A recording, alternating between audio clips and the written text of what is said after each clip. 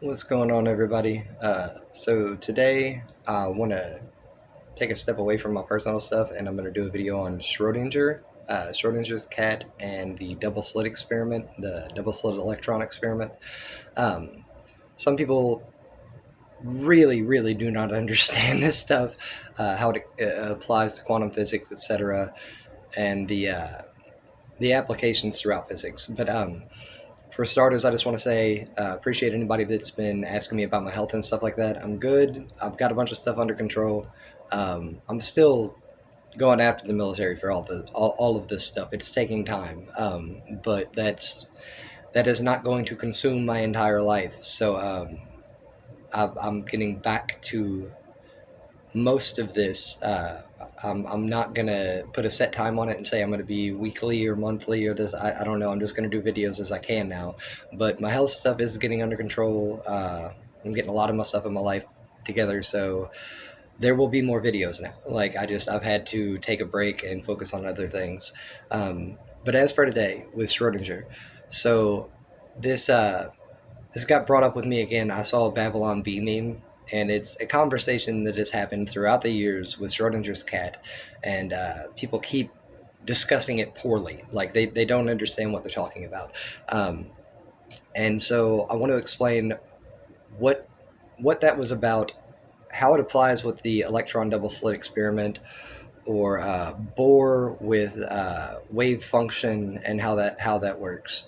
My thoughts on quantum physics and multiverses. Um, Overall, with Schrodinger's cat, this is very simple. The cat is not alive or dead until observed. It's not.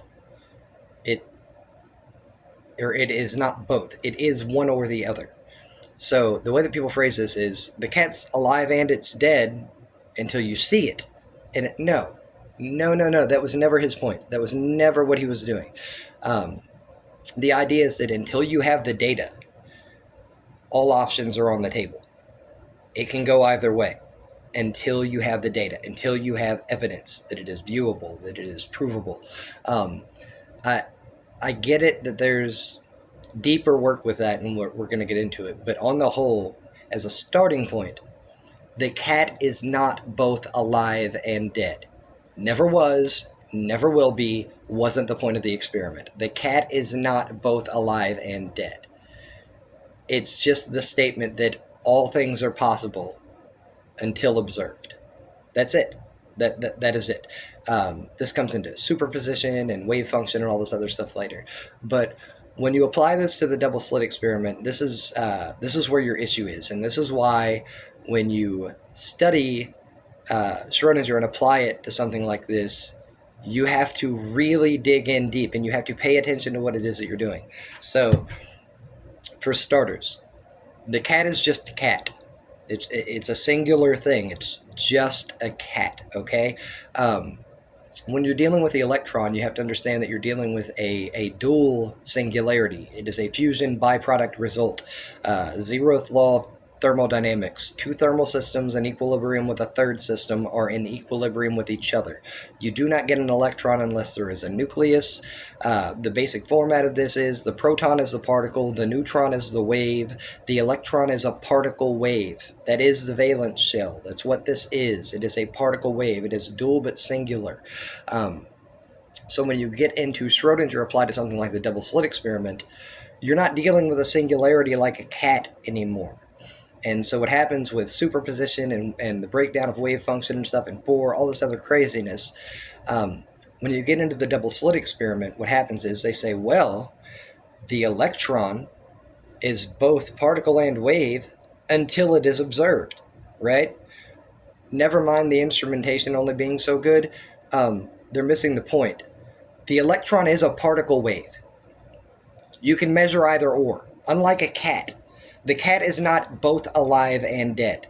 The cat is either alive or dead until it is viewed. An electron, on the other hand, being this fusion byproduct that requires the fusion of the proton and neutron for it to exist and a valence shell to be created, okay? What you also have to understand about the electron slit experiment is that they're dealing with free electrons. Dying electrons that have been kicked out of a valence shell. Pew! okay? They die. That's what they do. Electrons are valence shells. They need them to survive. It is a symbiotic fusion sort of thing. They are a particle wave, which is why free electrons are, by definitions, kicked out of a valence shell. They die. Almost immediately. That's what they do. They die. And so when you start dealing with the double slit experiment, you need to understand that you are dealing with something that is both particle and wave. Both particle and wave, okay? If you need a frame of reference, the sun. Think about it. You have the physical location of the sun, which is constantly moving around or whatever, but you also have the energy that is generated from that sun and pushed out that also exists, okay? This is the electron. You have the particle, the physical thing, spinning around, but you have the wave, the actual wave, the energy of it. And so when you're dealing with an electron and you're talking about the double slit experiment, most people have this so wrong in their understanding of quantum physics. I don't know how to get through to them. Like this is a painfully obvious thing when I talk about it, when I say it. It's just obvious. Other people aren't grasping what they're saying. They're not even understanding their own lingo, okay? And so the double slit experiment, this is very easy. You can measure the wave. You can measure the particle, okay? So they're trying to slow electrons right now with another experiment. They try to slow it down. And they're like, we can freeze it. And well, you've slowed it from 80 nanometric whatevers to 20. You can slow it down. You still can't stop it because this is like trying to stop energy. It's not. If you were to freeze an electron, I would imagine it would look more like a discolored ice cube than an actual particle. Okay, I don't understand what they're trying to do here, but when it comes to the electron in that experiment, they cannot stop it. All the study we do with electrons are when they're super fast, when they're dying, and all this. We cannot stop the electron, okay? It needs to be in motion. It's a fusion sort of thing. It's related to the nucleus. It's the outer shell that protects the nucleus at that. And so the extrapolations or the data that's being discerned with the double slit experiment is so faulty because they're not acknowledging the obvious duality here, the natural duality of fusion, okay? You can observe the electron as the wave. You can observe the electron as the particle. A lot of the times with the experimentation, we're not even viewing where the electron is so much as where the electron was. Because by the time you see it, it's already over there. It's already gone, okay? And so beyond this, where it applies, outside of the double slit experiment, it's actually rather interesting. You get into quantum physics and multiverses and all this other stuff. You get into quantum physics, multiverses, and the idea of multiple versions of you, right? Okay? This gets into some of Bohr's work with the breakdown of wave function. Not just Bohr, but they are correct about some of their assessments here and where it applies here. What's happening is we get this idea that there is more than one universe, and so there's more than one version of us. But no, there's more than one planet. There's not more than one Earth in our solar system. There's just one Earth. Then there's Mars and Venus, Mercury. You know what I'm saying? So like there's what happens is bad extrapolative logic, where we understand that there can't just be one atom. There has to be multiple atoms. There can't just be one molecule. There'd have to be multiple molecules. It all stems from dichotomy logic, and if it exists, its equal opposite exists. If there's on, there's off. And then beyond that, accounting for fusion, the third options that exist because of dichotomies. We can go on and on, but when it comes to the multiverse stuff, the easy extrapolation is simple. There's not just one planet. There's multiple planets that are a part of a solar system. There's not just one solar system. There's more solar systems that are all part of a singular galaxy. And then there's multiple galaxies that are all part of a collective, universe. And then there's multiple universes that are all part of a multiverse. It's just a cluster of the previous engineering chain. That's it. The whole way down, the whole way up. Engineering or reverse engineering. It's just clusters of smaller components. That's it. So the Multiverse theory. There's not multiple versions of you everywhere. What's happening is bad extrapolation. When you look into the breakdown of wave function, that's super physics. You know what I'm saying? It's quantum, all this different stuff. It gets confusing. Just think about basic logic here, applied to your life. Get away from all the craziness, all the super science talk. You are born, okay? When you're born, you have all of these potential possibilities, right? By the time you are 1 year old, you have erased all of these possible versions of you. None of them can exist. This is the breakdown of wave function.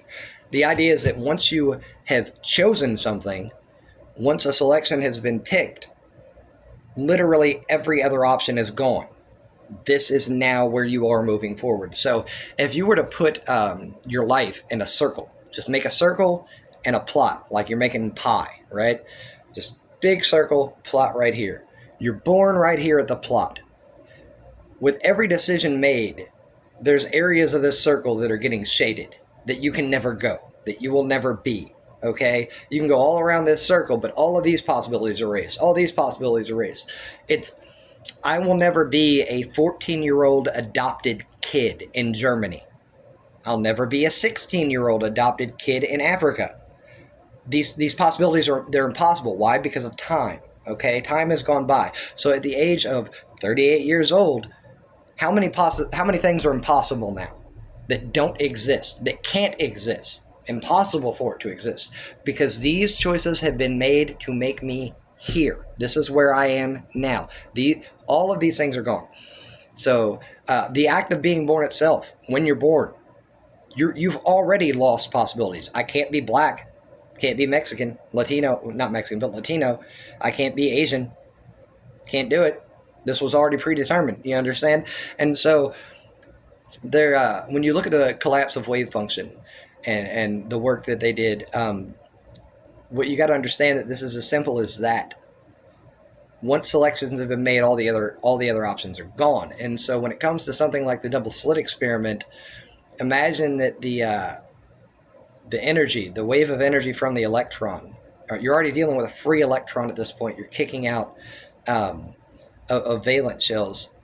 You're separating a relationship, first of all, between the wave and the particle. That energy from the wave is still going to be ambient. It's still going to be there as this particle is separated, etc. You can measure the energy or you can measure the particle. But there's a severe lack of understanding of the fusion here at play. The fact that this is not a cat. This is not Schrodinger. This is not a singular thing that is either alive or dead, and you don't know which until you see it. This is an electron and a valence shell that is both particle and wave, whether you're looking at it or not, okay? And so when you start kicking electrons out of valence shells to try to study them to begin with, you're killing it. You're cutting the head off of a lizard and saying, is this how lizards act? Well, no, that one's dead now. That one's dying. You just cut off its head. Yeah, the head's twitching a little bit. It's dead. You killed it. So when you start studying electrons like this, if you can't think about it in those kinds of terms where you're like, we're literally killing the electron. We're separating the electron from the valence shells by creating free electrons. It's literally what you're doing. You're taking a hermaphrodite and trying to cut the man or the woman out of it and say that it's just this. That's what you're going to get. If you take the particle out of the wave, you're going to get a particle. Where'd the wave go? You're killing them, first of all. But the measurement, being able to measure it without looking at it, that's where they're getting all this wave stuff. You're measuring the ambient energy from the electrons that you were kicking out of valence. What aren't you getting about this? Of course there's going to be ambient energy from the wave. Like, you're measuring the wave's energy, but you're still killing the you're not grasping what you're doing. And so if you want to understand the electron double slit experiment, you need to understand Schrodinger and where the difference is between an electron and a cat. You need to really study that because you're not getting it. But beyond that, if you want to understand multiverse theory and how quantum physics actually works, what Bohr was trying to explain to people, it really is all related to Schrodinger, electron double slits, how where the flaws are in here, where the mistakes are that we're making. it baffles me that so many people have this bad extrapolation leading to another bad extrapolation, all this tangential stuff that they just get so far lost in the woods. They're not going A, B, C, D. They're not even understanding the engineering chain. They're not even understanding what they're doing in their own testing. And so with multiverse theory, no, there are not multiple versions of you in multiple different universes. I hate to tell you that. These are all just coexisting universes. It's just like our planetary solar system. There's other planets. We're not on them. Okay? What happens is the degradation of choice. The natural degradation of choice, and this speaks to the laws of thermodynamics on atrophy, or entropy. Entropy. There we go. When it comes to entropy, the idea that power is limited by its source. Okay, so you start off with infinite potential when you're born. But every choice removes potentialities. Every choice removes this section, that section. You can't do this. By the time you're 20, 30 years old, you've erased 80 to 90% of possible this or that you could have done in your life.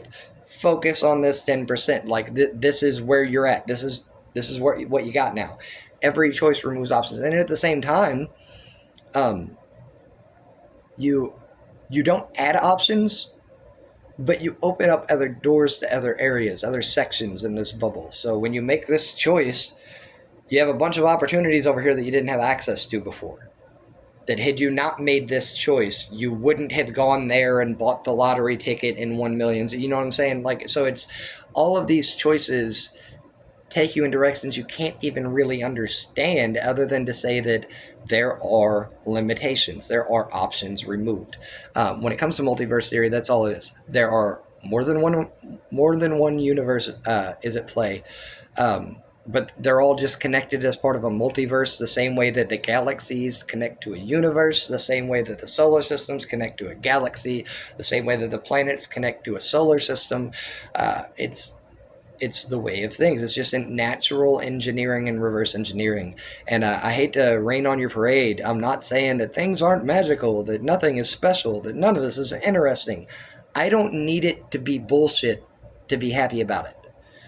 I'm excited about it. Obviously, nobody pays me to do this stuff. I'm interested. Let me tell you, this has my focus, okay? It's all magical to me, but it's all real to me. It's all rooted and grounded. All of this craziness to Stargate was one of the ones that got me, with the 8 or 9 different versions of them from the 8 or 9 different universes, and we have to use special numbers for numerology. Just stop. You all have jumped the shark. It is annoying. We're getting nowhere with it. The electron is a duality, a singular duality, a fusion result. It is both alive and dead. Even when observed, that is the difference with the electron double slit experiment to Schrodinger. The cat was not ever alive and dead at the same time. Using that terminology, the electron is always both alive and dead. It is both a particle and a wave. Tell MIT, bring it. Like, who wants some? Who wants to have this discussion? Why aren't you talking to me? People don't have to like me, but dear God, am I getting good at this. So y'all have a good day. I'm going to get on to the next video, but I got some tomatoes to tend to. I'm going to check out my garden, and yeah, we'll do this again, hopefully in the near future. Thanks. Bye.